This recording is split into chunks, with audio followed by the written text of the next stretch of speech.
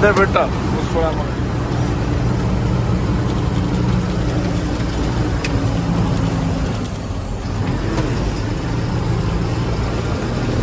ತಾಡಲ್ಲಿ ಏರ್ತಾ ಇದೆ, ಏನು ತೊಂದರೆ ಇಲ್ಲ. ತಾಡಲ್ಲಿ ಏರ್ತಾ ಇದೆ, ಬಟ್ ಮುಂದೆ ರೋಡೇ ಇರ್ತವೆ ಇದೆ.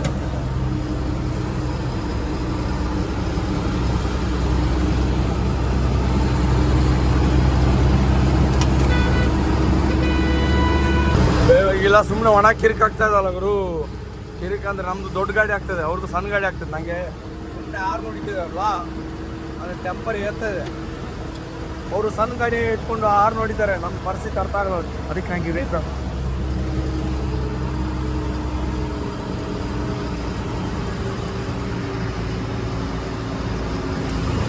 ಇಲ್ಲಿ ಪಿಕಪ್ ಕಟ್.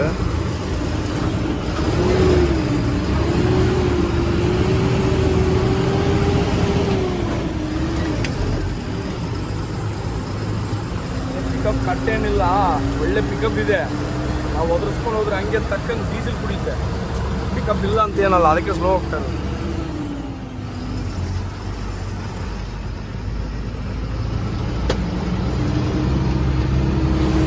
ಟೋಟಲ್ 40 ಕಿಲೋಮೀಟರ್ ಇದೆ ಅಂತೆ, ಒಂದು 25 ಕಿಲೋಮೀಟರ್ ಬಂದಿದೆ.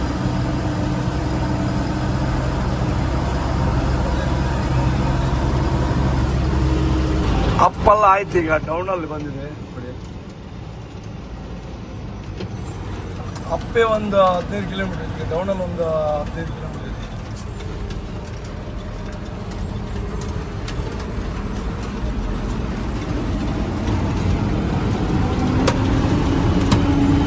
ಇಂಜಿನ್ ಬ್ರೇಕ್ ವರ್ಕ್ ಆಗಲ್ಲ ಗುರು ಇದ್ರದ್ದು.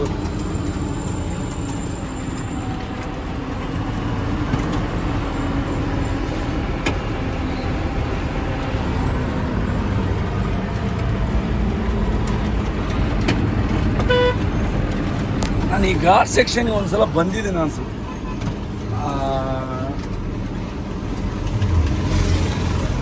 ಒಂದ್ಸಲ ಟ್ಯಾಂಕರಲ್ಲಿ ಬಂದಂಗಿತ್ತು.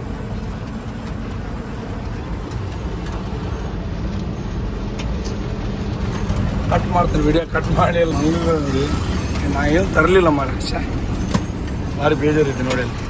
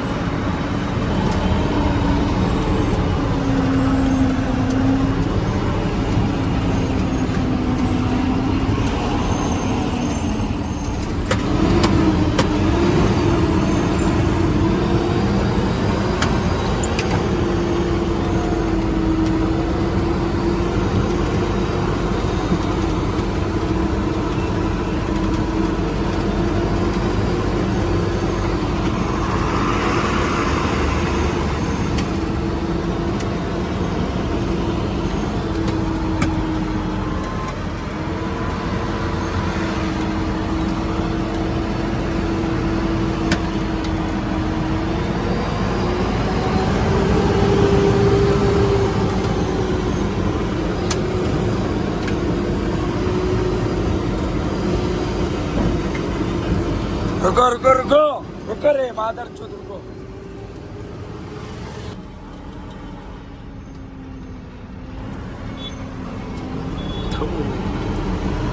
ಒಂದೇ ಬಿಡ್ತಾರೆ.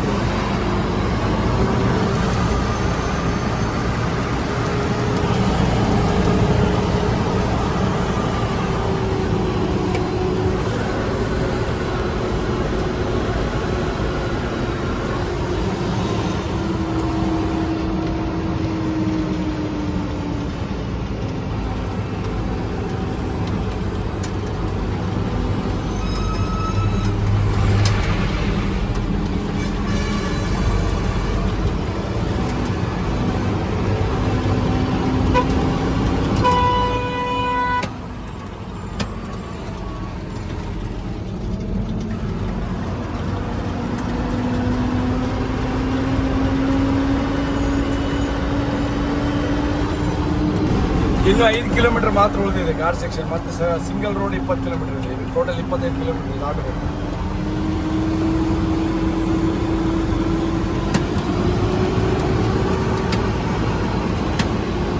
ಅಯ್ಯೋ ಮೆಲ್ಲ.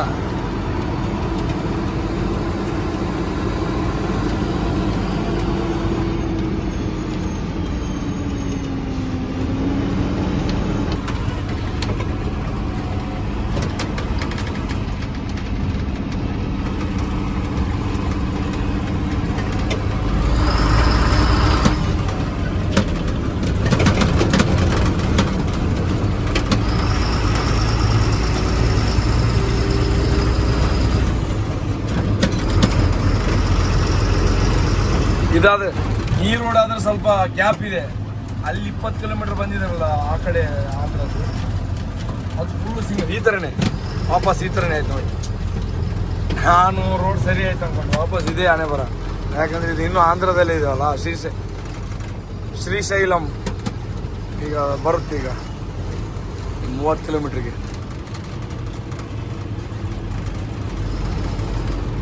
ಈಗ ನಮ್ಮ ಸಾವುಕಾರರು ಶೇಟ್ ಹೇಳಿದ್ದಾರೆ 2 ಟೈರ್ ಹೊಸ ತೊಗೊಳ್ತೀನಿ ಮತ್ತು 2 ಟೈರ್ ರಿಸೋಲಿ ಕೊಡುವ ಲಿಫ್ಟಿಂಗ್ ಟೈರ್ ಅಂತ ಹೇಳೋರೆ. ಆ ಟೈರ್ ಉಳಿದ್ರೆ ನಂದು ಪುಣ್ಯ. ಆ ಟೈರ್ ಉಳಿದ್ರೆ ಮಂಗಳೂರು ಮುಟ್ಟ ಒಳಗೆ ಉಳಿದ್ರೆ ನಂದು ಪುಣ್ಯ, ರಿಸೋಲಿ ಕೊಡ್ತೀನಿ. ಇಲ್ವಾ 2ರಲ್ಲಿ 1 ಬಗೆ 2 ಬಗೆ ಆಗುತ್ತೆ. ಹಂಗೆ ನೋಡ್ರಿ ಇಷ್ಟ ಎಲ್ಲ ಹೋಗ್ತೀನಿ ನೋಡಿ. ಗಾಡಿ ಬಸ್ ಬರ್ತಾ ಇದ್ದಾವೆ. ಗಾರ್ಡ್ ಸೆಕ್ಷನ್ ಮುಗೀತು. ರಾತ್ರಿ ಗಾರ್ಡ್ ಸೆಕ್ಷನ್ ಇದನ್ನು ಖಾಲಿನ 60 kilometre guard section, 20 kilometre service road, 20 kilometre guard, 20 kilometre ಅವು ಮತ್ತೆ ಸರ್ವಿಸಿಂಗ್ ಅವರು. ಇಲ್ಲಿಗೆ ಗಾರ್ಡ್ ಸೆಕ್ಷನ್ ಮುಗೀತು. ಈಗ ಟೋಟಲ್ ಆಗಿ ನಂಗೆ ಬ್ಯಾಲೆನ್ಸ್ ಬಳ್ಳಾರಿಗೆ 200 ಕಿಲೋಮೀಟರ್ ಉಳಿದಿದೆ. ನಾನು ಈಗ ಒಂದು 8-9 ಗಂಟೆ ತನಕ ಹೊಡಿತೀನಿ, ಗಾಡಿ ಸೈಡ್ ಹಾಕ್ತೀನಿ. ಇಲ್ಲೇ ಬೇಕೇನು ಮಾಡೋಕ್ಕಾಗಲ್ಲ. 200 ಕಿಲೋಮೀಟರ್ ಎಲ್ಲ ಹೋಗ್ಬೋದಲ್ಲ ಅಂತ. 200 ಕಿಲೋಮೀಟರ್ಗೆ ಒಂದು 4-5 ಗಂಟೆ ತಾಗುತ್ತೆ. ಆದರೆ ಟಯರ್ ಉಳಿಯಲ್ಲ, ಬಿಲ್ಕುಲ್ ಉಳಿಯಲ್ಲ. ಟಯರ್ ನೋಡಿ ಸಾಕಾಗಿದೆ. ಅದಕ್ಕೆ ನಮ್ಮ ಬೆಳಗ್ಗೆ ಗಾಡಿನಲ್ಲೇ ಹೋಗ್ಬೋದು.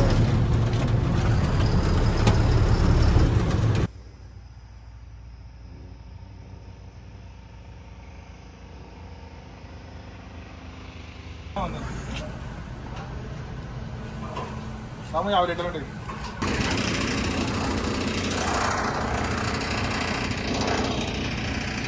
ಇಲ್ಲಿ 29 ಕಿಲೋಮೀಟರ್ ಖಾಲಿ ಆಗಿದೆ.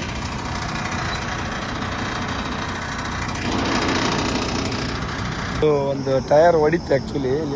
ಈ ಟಯರ್ ಹೇಗಾಗಿದೆ ನೋಡಿ.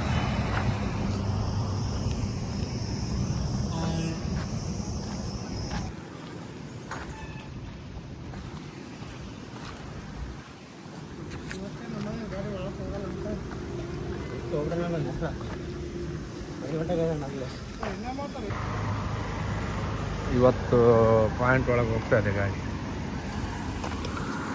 ಇವತ್ತು ಗಾಡಿ ಖಾಲಿ ಮಾಡ್ಕೊಂಡು ಮಂಗಳೂರಿಗೆ ಹೋಗ್ಬೇಕು. ಈಗ ಟಯರ್ ಬೇರೆ ಹಾಕ್ಕೊಂಡು ಇನ್ನೊಂದು 2 ಹೊಸ ಬೀಳ್ತವೆ ಟಯರ್. ಜಿಂದಲಲ್ಲಿ ಒಳಗೆ ಹೋಗ್ತಾ ಇದ್ದೇನೆ. ಸೀಟ್ ಬೆಲ್ಟ್ಗೆ 500 ಫೈನ್ ಹಾಕ್ತಾರೆ ಅಂತ ಹೇಳಿದ್ರೆ, ಅದಕ್ಕೆ ನಾರ್ಮಲ್ ಬೆಲ್ಟ್ನ ಹಾಕ್ಕೊಂಡಿದ್ದೀನಿ. ಹಿಂಗೆ ಹಿಡ್ಕೊಂಡು ಹೋಗ್ತಾರೆ. ಯಾಕೆ ಗೊತ್ತಾಗಲ್ಲ, ಇಲ್ಲ ಫೈನ್ ಆಗುತ್ತೆ ಆಗೀಗ ಅಂತೇಳಿ ಹೆದರ್ತಾರೆ ಮೂಳೆ ಮಕ್ಕಳು. ನೋಡ್ಬೋದು, ಜಿಂದಲಲ್ಲಿ 2 ದಿನ ಆಗುತ್ತೆ 3 ದಿನ ಆಗುತ್ತೆ ಅಂತ ಹೇಳ್ತಾ ಇದ್ರು ಬೇರೆಯವರು.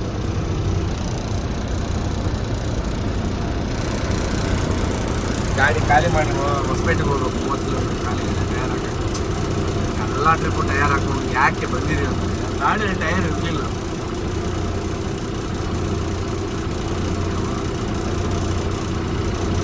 ಎಲ್ಲ ಫಿಟ್ ಆಗ್ತಾ ಇದೆ. ಪ್ರೋಸೆಸ್ಸಲ್ಲಿದೆ ಟಯರ್. ಇನ್ನೂ 100% ಆಗಿಲ್ಲ. ಅಲ್ಲಿ 60% ಆಗಿತ್ತು, 40% ಟಯರ್ ಬಂತಂದರೆ ಗಾಡಿ ಕಂಪ್ಲೀಟ್ಲಿ ಟ್ರಿಪ್ ಬೇಗ ಆಗ್ತದೆ. ಆಮೇಲೆ ಸ್ವಲ್ಪ ವಿಡಿಯೋನ ಮಾಡ್ಬೋದು. ಗಾಡಿ ಖಾಲಿ ಆಯಿತು. ಇದು ಮುಂದೆ ರಾಡ್ ಇಟ್ಟಿದೆ. ಜಿಂದಲ್ ಫ್ಯಾಕ್ಟ್ರಿ ನೋಡಿ ಯಾವ ಥರ ಇದೆ.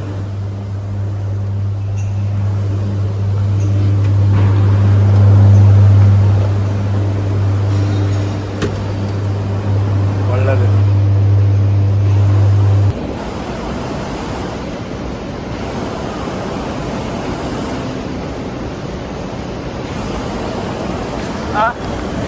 ನನಗೆ ಈ ಕಂಪ್ನಿ ನೋಡಿದರೆ ನನ್ನ ಲೈಫು ನಂಗೆ ಈ ಫೀಲ್ಡಿಗೆ ಬರೋಕ್ಕೆ ಕಾರಣನೇ ಇಂಥ ಕಂಪ್ನಿ ಕಾರ್ಖಾನೆಗಳು.